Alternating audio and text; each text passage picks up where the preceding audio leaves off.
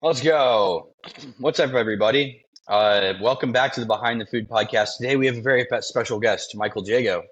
Michael has worked around the food industry for a very long time, and I actually met him because of Relish, the company that you founded. But you've worked in food for a lot longer than that. Um, Dude, do you have construction going on in the background? There's a door opening and closing. Do I need to move locations? I can hear traffic. That's all. I'm fine. Are you have headphones? Do you have headphones? They're in. Oh, are they AirPods? Yeah, Why don't they have the noise canceling thing on? they should have the noise canceling on. I can move, but then you'll Is miss it you, Daniel? No, It's not you? Okay. I'm at home No, alone. just There's stay nothing where going you on are. here. I don't I have no idea what just happened. Anyways. So Michael, you've been in the food industry a very long time. Or at least tangential to it.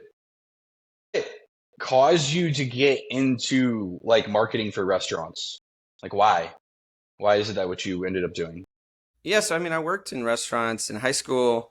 Went to the University of Georgia. I worked for the food services department. So we ran all the dining halls across the campus. I actually worked there for 4 years, starting in the kitchen. Ultimately, ended up running the inventory logistics, so making sure we were getting all the food supplies to each location. But I actually studied journalism and marketing. And I think what I found so fascinating, and where kind of those two passions intersected, is media's ability to tell stories and build community, right? That's kind of what I learned from the educational side. And I think from the food service side, I learned the ability how food really brings people together, right? Like it's where we break bread, we build relationships, we tell stories, and ultimately, it's those relationships in that community that moves the world forward, right? Um, and in a journalism degree, what you're learning about actually in the modern age is the evolution of media making technology, right? So you learn about the printing press and how it changed how society felt about the transformation or the transfer of information, right? And then came, right, the radio, right? Now information could be more easily transferred, right? The next medium was television or film, right? And then what was spoken could be seen, right? And those images started to create culture. They described what the modern family looked like and what the conditions of women looked like, and all this media's ability to just be a mirror and reflect the world was always really fascinating to me. And it always like combined with me working in food and food being as another space to build community. And so that's really what my background's all been about, is like how do we use images and video to connect people, to promote brands. And ultimately, I think community can change the world. So when you graduated from the University of Georgia, what did you do? Like what was the first job out of school for you? Yeah, so my first dream was I wanted to be Steven Spielberg. I wanted to move to Hollywood. I wanted to be the next big director. Transformers was big. All of these big blockbusters have this way of silently encoding culture and telling the world actually what it is. But I think you hear a lot about how the the poor drama student that can't get a job and is running around Hollywood passing out his scripts. And I really want to make a shit ton of money, so I didn't know if that was going to be the best approach to do it. And also in film school, you learn about this concept called the myth of total cinema, which is cinema's ability to fully accurately represent the world, right? It's media and video is so connected to technology. I started to get really into technology, so I actually decided that I needed a job in tech. So I applied to a number of places. I was working at a marketing agency, and in that marketing agency, again, everything that media is about is technology. Marketing is technology, meta ads, all that good stuff. But actually, my first real job out of college was working for Hewlett Packard. So I wrote a bomb-ass cover letter, which described this kind of dichotomy of my experience which kind of balanced creativity and analytical thinking. And anyway, that's something I can tell you about another time. But ultimately, it got me this job at HP that required like 8 years of experience, which was just a life sentence. So I didn't have to be a broke recent college grad. And so I started as a project manager for Hewlett Packard Enterprise, which is the enterprise cloud computing services of Hewlett Packard. If you don't know, HP, the big printer company that everybody knows about, actually divested into five different companies: consumer products, enterprise products, software, IT services, and there's like a couple other consulting businesses, etc. So I joined their enterprise team, working as a project manager, essentially helping big brands like Coca-Cola, Disney, MasterCard. They have these massive data centers, right? And when drives and servers malfunction, drive dies, we were the team that built the technology that helped make sure that engineers could get on site, fix those issues quickly and effectively, so that that corporation didn't lose hundreds of thousands of dollars, right? So my entire career has been built on this intersection of media technology. I think you're muted, Jimmy. You're good. Yeah, I was trying to like keep myself quiet. Yeah. I'm a talker, so I have to mute myself, everybody. That's how I keep myself from talking over my guests. But no, that's really cool, dude. Like, honestly, you don't hear about a lot of people having like that specific journey, because I feel like a lot of my friends that moved to LA to do literally exactly what you were doing, they ended up like as like an assistant at a studio or like something like of those along those lines. And it's interesting that you like kind of like pivoted and positioned yourself this like job that clearly was like out of your league, but you probably killed it knowing you. Well, Um, yeah, I killed it, and actually, within a year of getting the job at HP, I convinced them to move me to London for a year. So, after about a year working at HP, I was actually managing the innovation team's project budget, and in that budget, they had a big pool of money to do new hires, right? And those new hires were all overseas. They were in London, they were in Spain, they were in Bulgaria, and so I pitched my manager on allowing me to relocate. And my manager was really great. He was the kind of guy that if I had an idea and it made sense, he would really advocate and push for me. And so a year into my time at HP, I got a visa. I moved to Europe. I lived there for a year. I helped recruit, train, onboard engineers. But yeah, I was really trying to do the opposite of the kind of studio assistant running around as the director's bitch and trying to make things happen on the ground. Because and I take it all back to my media studies. I mean, what you learn there is that um, you know, the future of the studio has become the Instagram algorithm or the LinkedIn algorithm, right? Studios decide what information, what video content is seen by the world. Yeah, that's still happening today in legacy Hollywood, but more than not, the studio has become the tools that we use, to image generation, video generation, right? And the feeds are now are now the cinema, right? That's where content is primarily consumed and where culture is primarily created. Does that make sense? Am I Oh getting yeah, too high absolutely. concept? No, that makes oh, complete sense. no. Yeah. It moved out of the traditional brick and mortar film studio in Hollywood, and it kind of became this virtualized, software based. Anyone can do it. It's democratized. It's decentralized. Now we're all the film studio essentially. Yeah, and one of the things that was particularly interesting in my studies, I actually concentrated in Latin American cinema. So we looked at Argentinian cinema, Mexican cinema, and I had no clue what that was going to be about. I thought it was just going to be like watching cool movies, and like I thought it was going to be super easy. It was one of the hardest things I had ever done, and honestly, it's what inspired me to build what we built today at Relish. But in Latin American cinema, it's obviously the third world. There was a lot of poverty, a lot of there was plight, homelessness.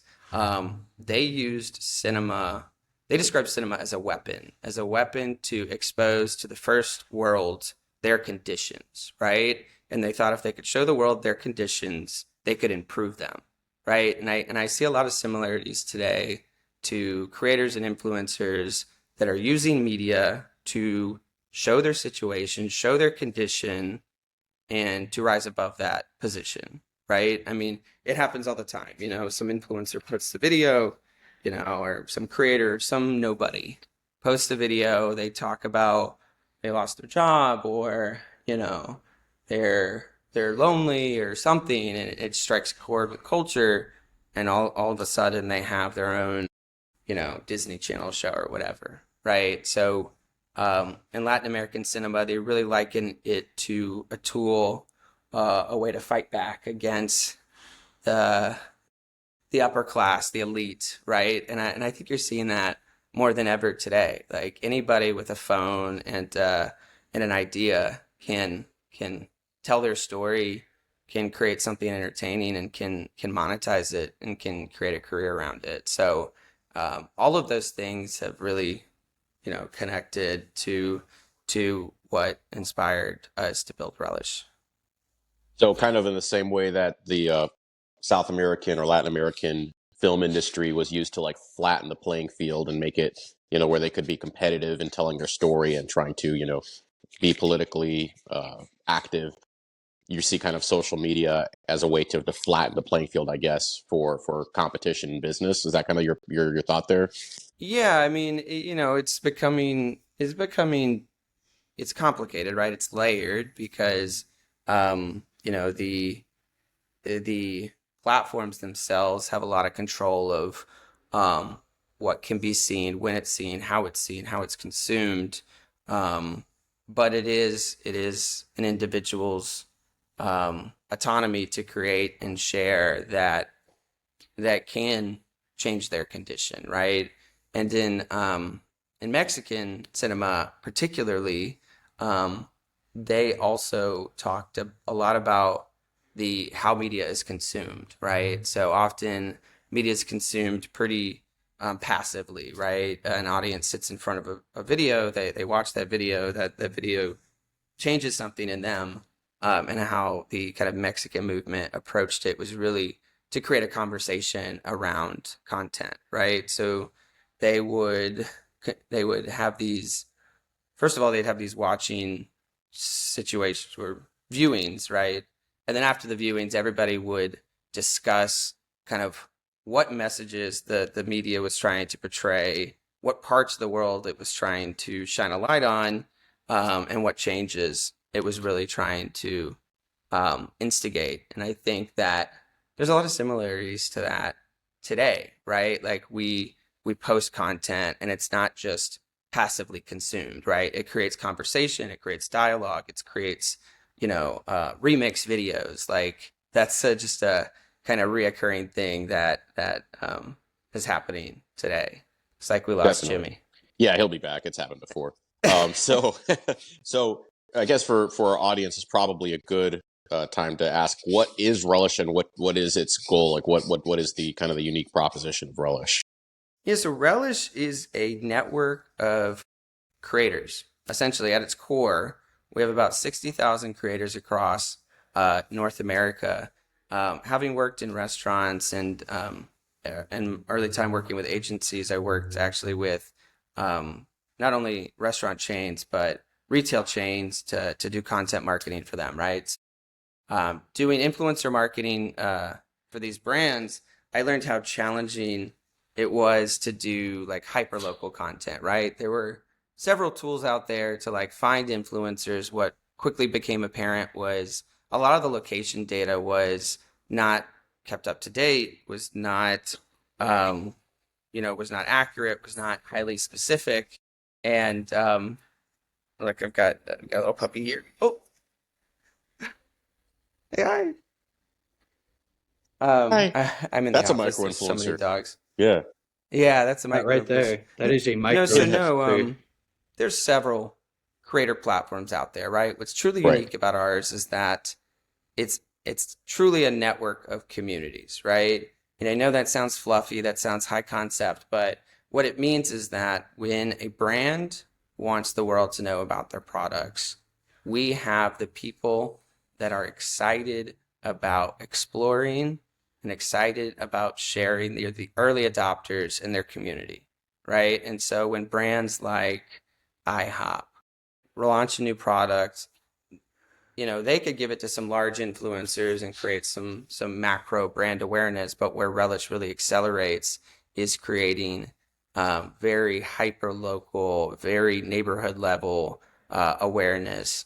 And when this is done when this is done correctly, and has the power to saturate markets, to get people talking, and to make brands the trending product of the day. So to be more specific about how it works, you can kind of think like Fiverr, right? A job is posted. That job is called a campaign. Creators, we have 60,000 creators. That campaign goes out to the most relevant creators. They apply, brand approves, and then we handle the scheduling process. So that's something I learned working at HP when we had to worry about scheduling engineers on site. It's a pretty nuanced process. We got to make sure that the creators are arriving on site at the right time, at the right place. There's people waiting there for them. And our platform handles that scheduling process very, very delicately, because if it's done incorrectly, it can cause issues on both sides. So for brands like Dave's Hot Chicken, we're helping them deploy hundreds of local creators across the country to share the message of their brand, and done at scale. So, I mean, that's Relish at its core. Definitely. Jimmy, you guys used it for no baked, and I'm curious to know about your experience using it because I'm very interested in using it for pizza surda. I've got a use case I'm kind of thinking about with our fixed location truck in West Nashville and kind of drawing attention to it. So you've got a restaurant in a specific location, so kind of the same basic basic idea. How did it work for you guys? Yeah, I think that, to Michael's point, they have this ability to do something that we did a long time ago, but the way that we did it was very clunky and not very organized. And being able to go out, find 10, 20, 30 micro creators that are relevant to your market, get them buying your product and posting about it all in a very short time window. It does allow you to have this unique opportunity really to go viral. And not even bet on going viral, but simply just kind of be everywhere. Um, there someone sat down with the head of I think paid marketing or something like that, or growth at Instagram recently. They interviewed him and he was like, yeah, how many times should we be trying to post a day? And he laughed and he was just like, I don't know, man, 10 plus, a lot. Really, it applies to every algorithm and every piece of social media now, especially now that we're living in a day and age where I mean, it is easier than ever to distribute content, to Michael's point. And so if it's easier than ever to distribute content, it's gonna be more of it than ever. Half the content on the internet now is generated by AI gen content. So you probably have double the content you had at this time last year being generated today. And so it's harder and harder to break through. And the only way to do that is with your own volume. Doing volume is really, really hard. And if you were able to do volume simply in a really organized fashion, back in 2017, Megan launched No Baked with micro-influencers. That's how we launched our brand. Give away free product, have them post about it, knew that they were hyper local, understood who they were. But the execution and research behind that campaign took a month and a lot of our time. And we weren't running a business yet. We were launching a brand. Um, Man, if you could just recreate those moments over and over again when you have strategic thoughts and minds, it's really powerful. Um, I want to get back to you, Michael, though. I didn't get to finish asking about your story. How did you, you said you were inspired to start Relish because of the Latin American film stuff. I'm sure there were some other things that happened, but what caused you to be okay, we're starting this business right now, and the thesis is we can drive traffic into restaurants? Because I know that's what you started with. And why was that the initial thought? Why was that the market you wanted to enter? So I am at HP. They moved me to Europe. I'm in Europe. I actually kind of killed my work abroad assignment within a few months, but my visa lasted for a year. So I basically had 8 months to just kind of travel the world. So I got to go to about 20 countries in 12 months. And it was truly life changing. I met so many different unique people. And one thing that really surprised me, though, was how isolated I felt, actually. Like here I am running around the world, like living anybody's dreams, but I was so lonely. I worked at night because, how the time zones worked. So most of my people were on during the day. Um, and so I like sought out community, right? And it made me think about these communities in Mexican cinema where they would, you know, watch cinema, discuss it, etc. And so I think something about that isolation, the desire for community, the desire to explore cities, and honestly, like my ability to get me to Europe made me feel like I could do anything. Yeah, so I was very like high on my capability at the time. And so I was like, okay, well, if I can convince, layers of management at HP, one of the oldest companies in the world. I actually had to go all the way up to Meg Whitman to approve at the time. Then why the fuck am I doing this for somebody else? I could do this for myself, right? And so I didn't know exactly what I was going to build, but I knew it was going to be at this intersection of media, community, and experiences, which encompasses food and entertainment and just things that you can do outside, right? So, as my Europe assignment came to a close, I actually got put on a new assignment. It was in Seattle, for HP, and then put on a new assignment quickly after that, which was in San Francisco. Moved to San Francisco. Knew I wanted to start something soon, but didn't know what it was. And then this thing called COVID happened.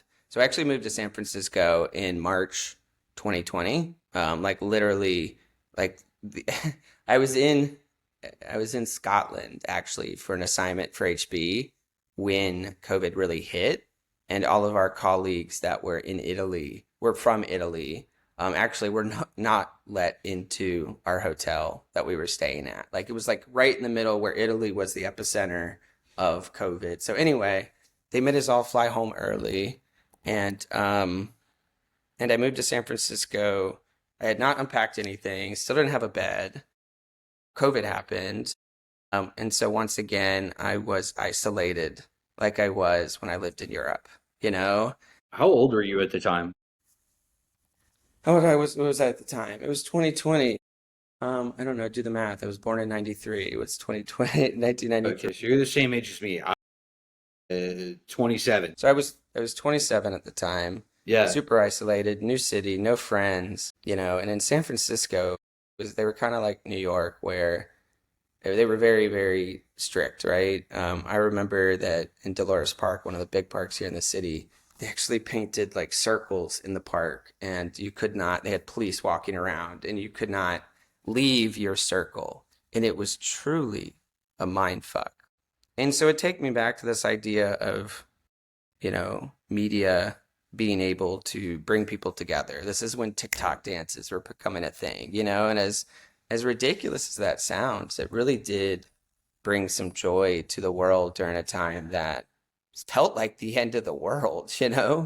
Um, and then something else happened too, right? Restaurants had to adapt. They had to innovate. Like this is the time some restaurants got their first website. This is the time that online ordering started to really flourish. And so um, I think that joy that we could get from breaking bread together was was broken um, by this thing that was happening to everybody in the world. And so that kind of took me to, okay, how can we help restaurants? TikTok influencers are taking off. There's some way that we can talk about the conditions of these restaurants by people that were experiencing them, right? And there weren't a lot of products at the time actually built for hyper local creators, right? There were a lot of tools to help kind of mid stage or later stage creators monetize, build a business, but there weren't tools for creators that like to showcase food or like to showcase local experiences because it's truly a harder thing to monetize, right? Like if you're a coach selling a course, there's a clear product that you're selling, right? Or I don't know, if you're a fitness creator, there's you're selling, your experience in fitness. But for a food creator, like how do you monetize the information that you're sharing, right? That information is valuable. That information is about a restaurant's menu, a restaurant's ordering process, a restaurant's story. But like, is an audience gonna buy access to that information? No, it's something a lot harder to monetize, right? And so our early product was actually called Wise Assistant. And we called it Wise Assistant because the idea was that it was gonna be the executive assistant for the local food creator, right? Helping them come up with video concepts, storyboard those concepts, connect with brands, et cetera, et cetera. And so we spent well, I met a number of lucky people around that time, Jimmy. That's when I met David, pretty just like randomly. I think people kind of How did you fall guys into your meet? life. We met at a bar in San Francisco. We actually met at a bar During in Oc- COVID? we actually met at a bar in October. So I came in October 2019 to Yeah. see the city, to find my place, blah blah blah, and then I wouldn't come back until March when everything happened. But I met him in October, um, randomly at a bar. Um, and then fast forward to March of the next year, I'm building Relish. I'm reaching out to him. I'm talking to him about my idea. Um, he didn't join just right away. We actually got into a number of programs that were really helpful. The Wormel Harrell Quick Launch Program helped us with legal incorporation. We got into several communities and programs that helped us just kind of get everything off the ground. Um, and yeah, I mean, the first product that we built totally flopped. Um, it flopped in the sense that we were providing tools that already existed, like Linktree and Beacons and all these other, build a landing page, monetize your content. All of that already existed, so it didn't really matter that our product was catered to a new audience if it still provided the same product set. Somehow, I had never raised money before, but somehow I was able to raise a good amount of money to build an MVP. Built that MVP, got some creators on. Maybe they signed up. They didn't really use it. And so ultimately, at the end of the day, we wasted that money. Or maybe we learned from it, but for extensive purposes, it didn't turn into a monetizable. It wasn't like a breakout success. How long was that process? And like, so like you get to San Francisco March of 2020. Had you been building the product already for Wise Assistant? Like while you were working at No, HP? When did you start building? you're making me pull out dates that I. Just as to me, how long did it take you, man? Was it like a year process of like It was raising pretty. money and It building? happened pretty quickly. I mean, I Yeah. don't know. I feel like I said. I feel like things, at least for me, things have fallen in place in my life at the right time. I remember I attended a hackathon, which I had never done before. I pitched some people on this concept of a tool that helped these more experiential creators, Ryan Brandt. So I pitched him on this concept. He was convinced. He built the original MVP. That took us 6 months, Yeah. and was just a total waste of time and resources. Um, but was a big learning about like really like what an MVP was, like um, what MVP is and what you should do to really test your initial MVP. Um, and so, does that answer your question? I don't remember Sort the of. exact Dude, question. I love getting in deep about like the beginning of like someone's like startup journey. I mean, like for you, it sounds like a lot of like cool things like fell into place at the right time, right people, all that stuff. Like very similar things happened to me. And I know you as well, Daniel. Like you seem to meet people that they're like pushing you toward some sort of end goal, and you're not really sure what that is, but it's like these green lights that like show up in your life where you're like that's go, like you it's time to do this thing. um What I've learned is if there's something in you tells you that there's something interesting here, like go after it with full force because your instinct is probably correct and it's always been correct for me. So if there's anything that feels too good to be true, then why not pursue it? And that's really worked really well for me. So get out of your own way thinking you're bugging people or um, that you don't have what it takes and just pursue that thing that seems like a sign. yeah, I mean, you seem to be a guy that's like very tapped into like understanding this is a good idea because I have the feeling that it is, and that means I should pursue it. I was on a podcast yesterday with Yuval. He's the guy that I DM'd back in 2021 to get on the Seven Hats podcast. And then years later, he reached back out to me and said, I missed your DM 4 years later. So we're recording this podcast yesterday, and he told me there's a guy, I don't know this guy's name, I can't remember, but he apparently channels aliens and like talks to them. Say take that with a grain of salt. He tells me that this dude who he interviewed said that his biggest piece of advice, and it's one of the best pieces of advice I've actually ever heard, was you should just go where your excitement leads you. He's like, if you're excited to like sit on the couch and watch TV, probably a good time to sit on the couch and watch TV. You're excited to build that like new startup, you should probably try. Just do it. Do the things that like actually bring you excitement like into your life. And I'm like, I've never thought about that before. But what an interesting way of saying like, oh, I'm actually listening to like my body and my mind and like who I actually am. And I'm gonna go like do that thing. Because so many For people example, don't. like meeting David at the bar, like some guy that I was looking for connections and people like him. He had built multiple successful billion-dollar companies. I knew I wanted to build something. I had that connection. And so instead of being like, "Oh no, am I gonna bother David by calling him, by texting him, by asking him these questions?" Like instead of thinking that, I just said, "Fuck it." That I have this is a connection that I have now, a step towards the dream that the thing that I want to bring to the world. And, I bugged the shit out of him. And, 6 months later, 7 months later, however much long later, he invested in the company. And then 4 years later, he's our CFO. This, somebody told me once that companies are just a group of people that share the same vision for how they want to see the world, right?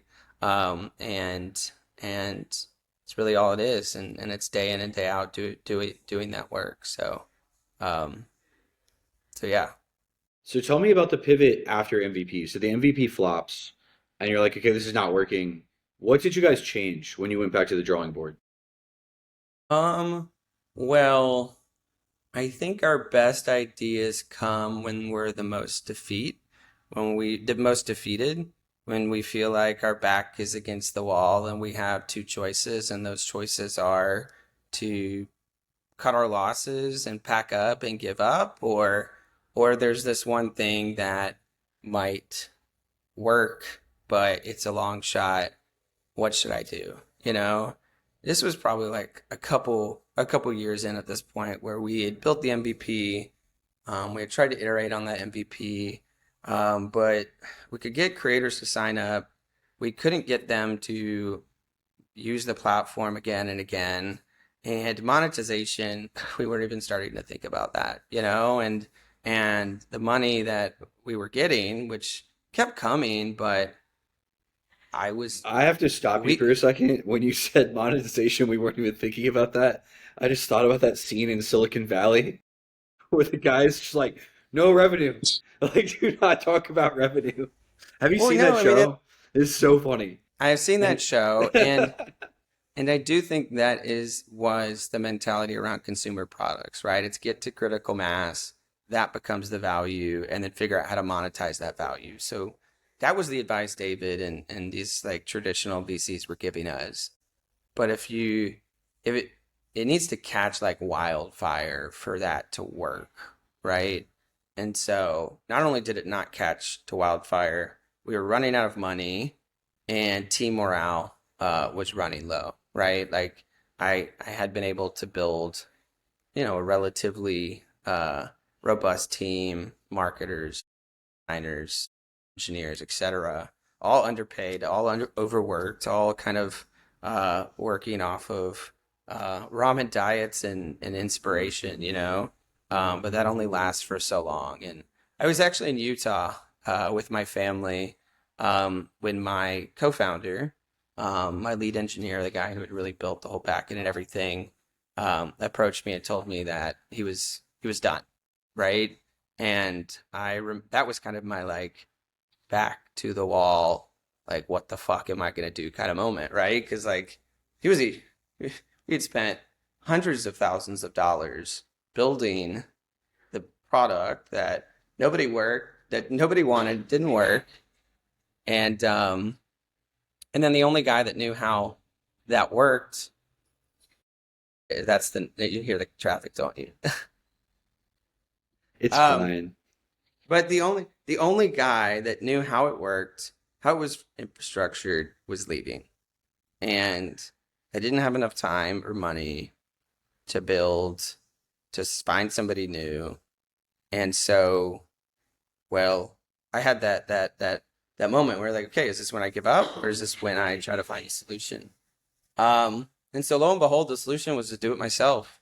So the one thing that we had a little bit of traction on was we had this feature that connected creators to brands in their community, right? So creators could like it would just help them reach out to brands. It wasn't like they would actually get the deal. So it was like, okay, here's a brand that we know is looking for creators, and here's their email address. And so that was like the one product we had engagement in, but there was nothing that actually helped them move from reaching out to like getting acceptance to scheduling a visit, etc. So I actually used a Airtable and built an entirely new backend myself, which I had really no experience doing, but found it to be quite a bit easier than I would have expected. Um, and so we still had a front end engineer. He's still with us today. So we completely scrapped everything that we had spent, all the money on building, to build a new front end on top of this Airtable. And all it really was a um, application manager. So creators could apply for jobs and brands could review those creators and approve the ones that they want to work with. And we convinced a restaurant to give it a try. They were like wanting to promote their online ordering or something. I don't remember exactly. Um, and so we sent this out to all these creators, and just hundreds of applications started flowing in. And we were like, okay, there's something here, right? It was like the first signal for something that people wanted. Um, and so, how Relish works today is that's still the core of how Relish works today.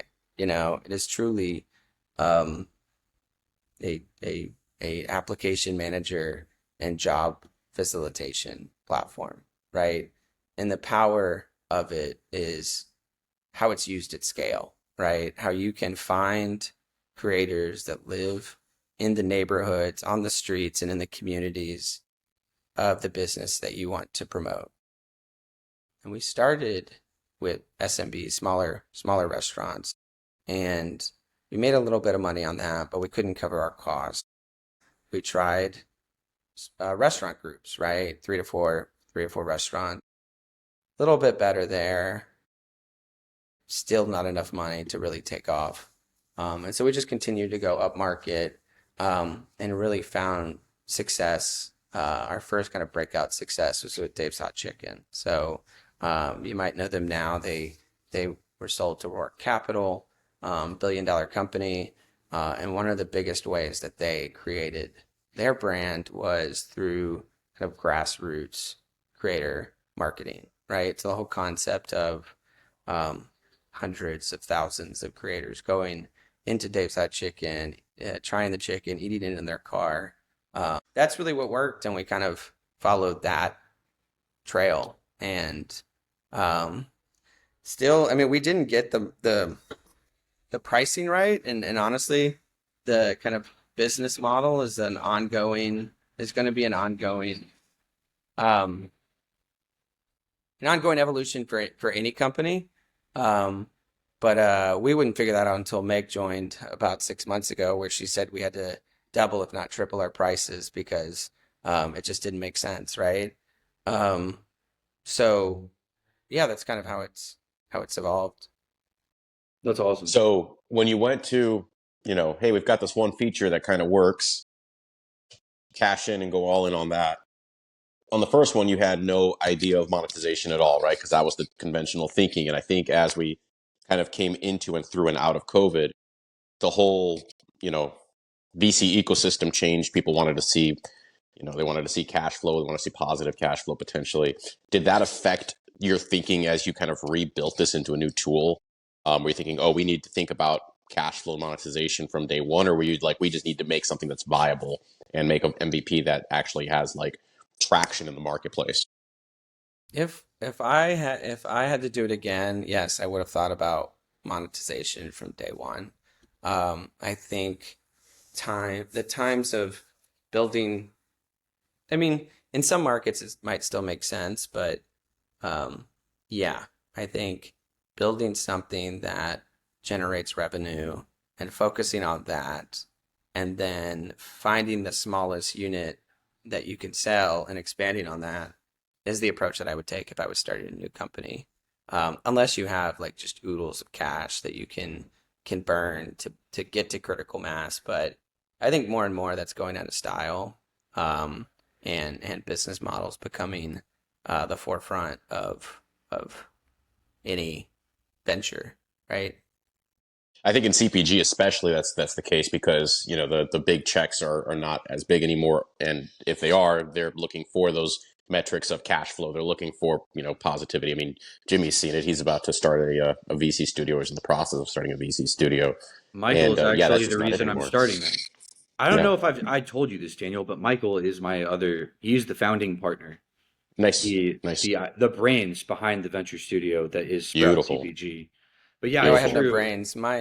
My skill set is bringing people together, whether it's connecting creators to brands or funders to founders. Like Nice, that's what I've been able to do. So very I cool. mean, you've done a damn good job of it. I think that yeah, when I like look at like the ecosystem though of like all startups, whether it be consumer brands or tech startups or like something else, the days of like we're going to build critical mass, and critical mass defined by some people is like we're going to build Uber, Airbnb.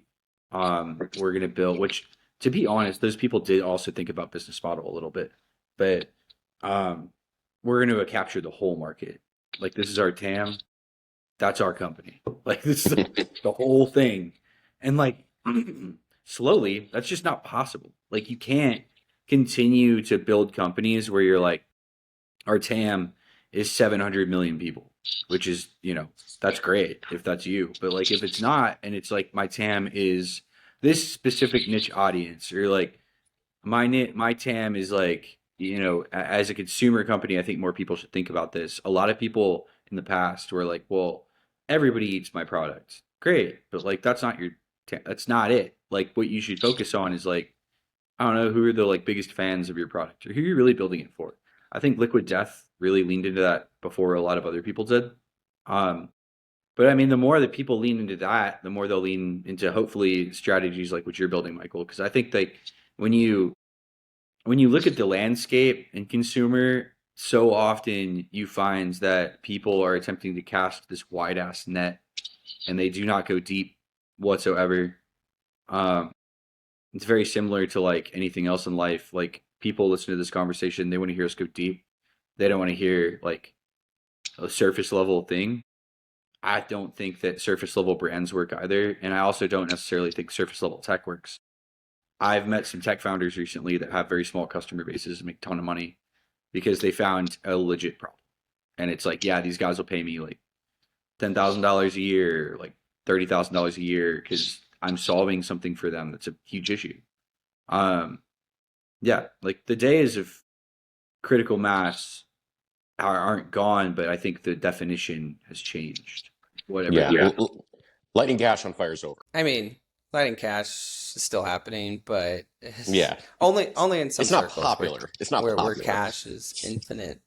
Right. Um, but I think one of the things we learned with building, how Relish is structured is that we operate as a collection of independent communities.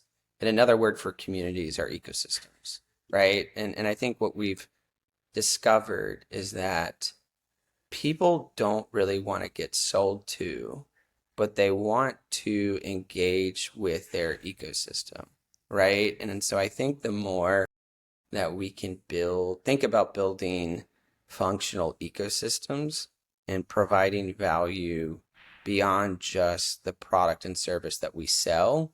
We're no longer selling, right? We're providing comprehensive value. And so, we um we struggled with to get our unit economics with restaurants really, really great. And we still do. Restaurants are just tough, like their business models changing, their margins are small. Even at enterprise, like the purchasing cycles were really unpredictable.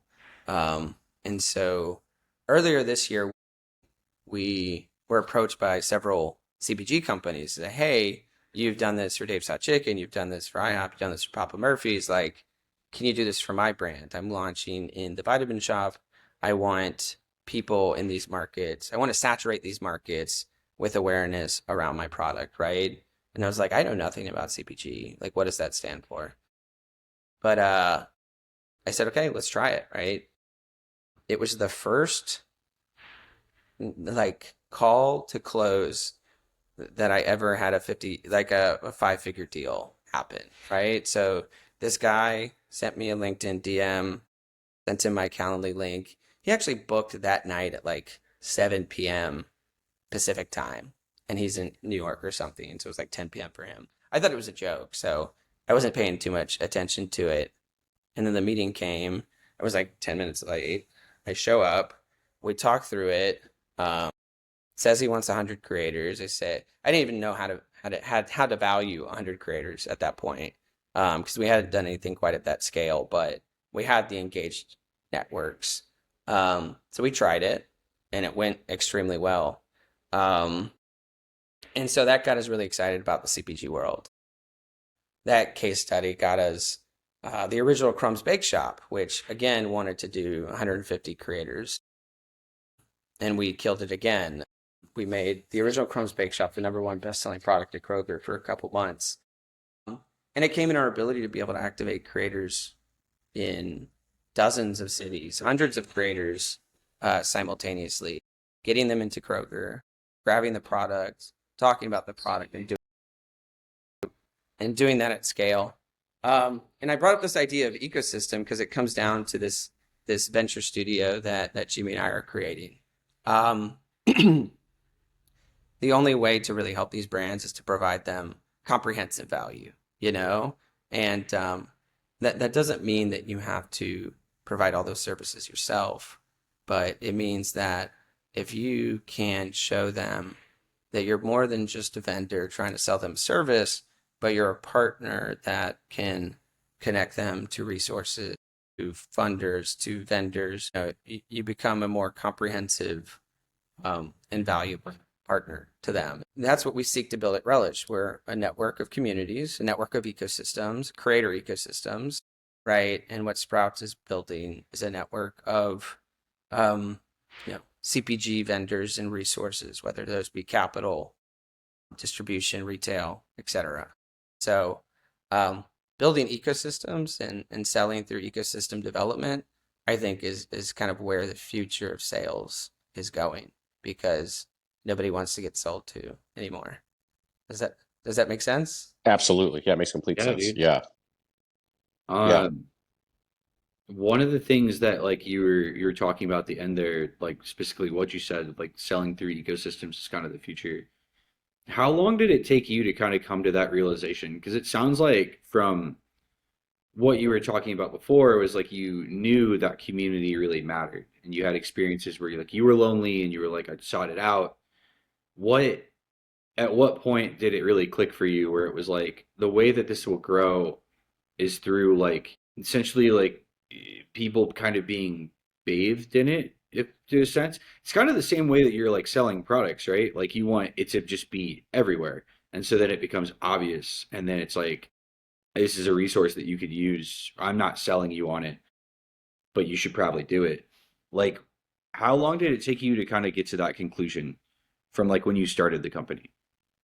I think all the information is usually there. You just have to make the connections where you don't know that the connections exist. For example, I never thought of communities and ecosystems as being the same thing, right? But there are a lot of similarities. Um, I think a lot of my experience at HP um, told me that ecosystems were the way that modern brands sold, right?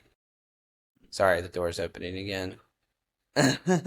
But but no, I mean HP, who was founded in 1939, some of the biggest companies in the world still have to use their products because no, they can't store their information in the public cloud. Anyway, they took a very ecosystem centric approach. Their biggest sales method was actually through the channel, right? So through resellers, through other vendors that resold their services. And I think something just clicked and said, okay, well, these communities are very similar to those ecosystems. Um, and and then it became a practice of who are all the players in the ecosystem? What are all the things that these brands need to be successful? And how can we build a database and a network of access to these? And more than that, more than just giving them access, like how do we make sure that that access can turn into value? Makes a lot of sense. Um, when you think, I guess when you think through like the next steps for Relish and like where you guys are headed in the future, like you went from restaurants, now you guys are like really, really found a niche or like maybe a bigger audience with consumer. Like where does your head go as like the founder CEO of like what Relish will like evolve into? Or are you just kind of like still waiting for that call from that next LinkedIn DM that's like, hey, can you do this for us? And then it turns Well, into I like mean, well, something even bigger because everybody could use a micro influencer, realistically. well, first of all, you never wait for somebody to call because then you're just going to be waiting the whole time. You're the one that makes the call, right? So, who's it's about figuring out who's the right person to call. And so for me, I think the next year is all about how if our value is in the nodes being the creators in the ecosystem, the nodes communicate information about brands, like how do we continue to provide value to them? They want community, they want knowledge, right? So I think my biggest priority next year is to get back to our core fundamentals of providing community, providing access, providing because that strengthens the engagement of the creators in our ecosystems, which provides more value to our brands. So that's first and foremost. But I think secondary to that, we're finding a lot of value in the data that we're able to get from these creators, right? If you really think about it, these people are early adopters of products. They're beacons of knowledge in their community. They are thought leaders to some extent, and their information is extremely valuable. So if a CPG brand is launching a product regionally, there's a lot of insights we can glean from their feedback on that product. And so I think the future of Relish becomes what that data, how can we take that data and turn it into insights for brands, right? So that can be, hey, you drop this product to 200 creators, and these are the parts they liked about it, and these are the parts they didn't like about it. So before you scale the next development, maybe consider these insights. So I think the future of Relish is not only in the strength of our communities, but it is in taking the data that they provide and turning it into actionable insights and actually helping brands um, action that. And so that could be not only like product insights, like what elements of the product, what SKUs we should launch, where we should launch them, etc. But it's insights on the retailers. What does the product look like in the Hmm. store? Where can it be Yep. found? Can it easily be found? Um, and then there was one more area of insight that I was trying to think about, but um, I'm losing it. But like, how do you bring all that information into a cohesive strategy to help these brands scale their impact and scale their success? Well, I'm super excited. Yeah. Daniel, And hopefully the all the traffic didn't break up my. I just wanted the tree in the background, so I'm kind of sitting near I the mean, entrance. you made the background really cool, and in doing so, you created a lot of really strange background noise, but I don't think people care. I Okay, also I well, I'll think be curious to Riverside will hear. get I want to hear the clips and I want to see if Riverside actually gets rid of the background noise. I want to find out how It's good it got a is. tool that does that. Oh yeah, I know. Um, We'll see. but one last thing to like end us on. You know, there's this big conversation around uh, will AI just completely displace the need for real people creating content? And I don't think so because of the insights, right? Like, in order to tell if a product is going to do well, you could generate 100, videos about a product, but if at the end of the day that product gets in the hands of a real consumer and it's not a good product, it's not gonna be successful. So you're still gonna need those people to try the product, feel the product, share their insights about the product.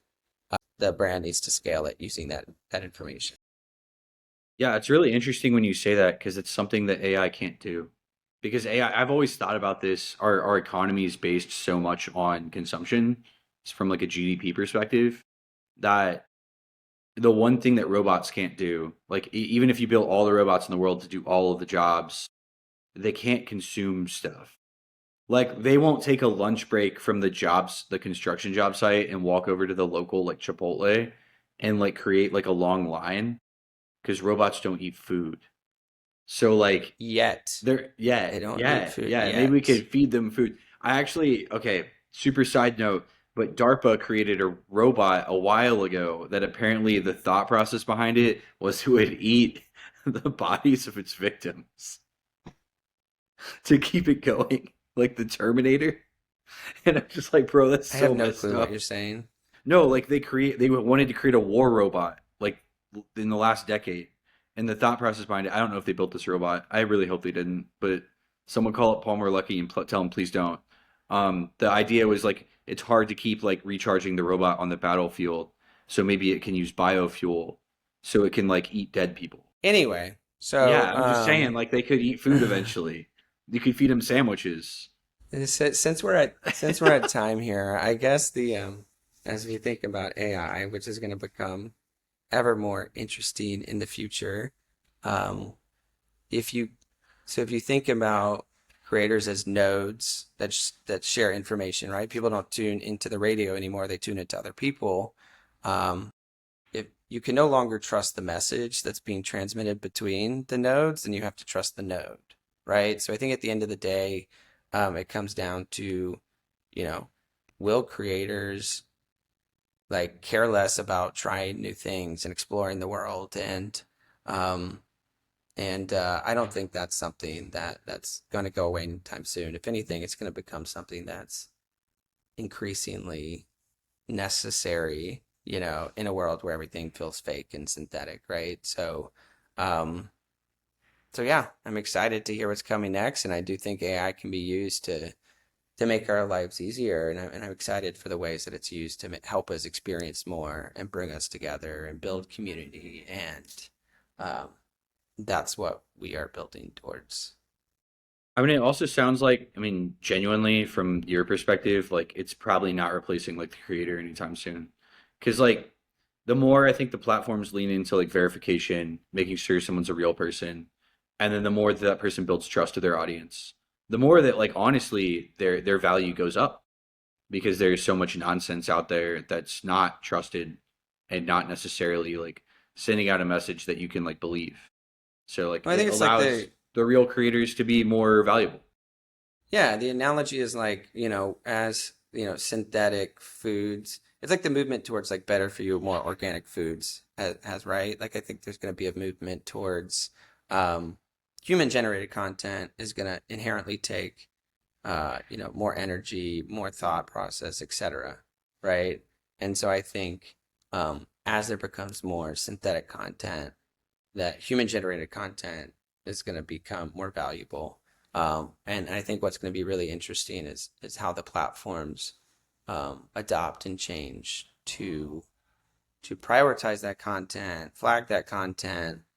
Uh, you know, um, it's going to be an interesting journey, but I think what time has shown us consistently is that real people and experiences and places where community can be built are still and will always be some of the most valuable things that humans seek out. Yeah, And Absolutely. that's we why we call totally it agree. relish. It's all about savoring life and almost excessively, you know? So, I love that. All right, man. Well, Michael, this has been a great episode. I hope that everyone who tuned in and tunes in learned something. And you guys should check out Relish. Michael, do you want to tell everyone where to find you and where they can check Relish out at if they're interested in using the platform? yeah, so I mean, it's tryrelish.com. Pretty easy to remember. Try, T-R-Y, relish, R-E-L-I-S-H.com. My email is michael@relish.com. You can reach out to me directly. If you want to have a conversation, even if you don't have budget or whatever. Let's just talk about, what's exciting about your brand, what people are really resonating with. You can book a call with me on my LinkedIn or send me an email. Let's just talk. Let's build a relationship. Who knows when when our needs could align, And so um, don't wait for the call. Make the call. And I'll Yes. leave you with Don't wait for the that. call. Make the I love call. it. I love it. I love it too. All right, guys. It's been a great episode. I will see all you later. Ciao. All right.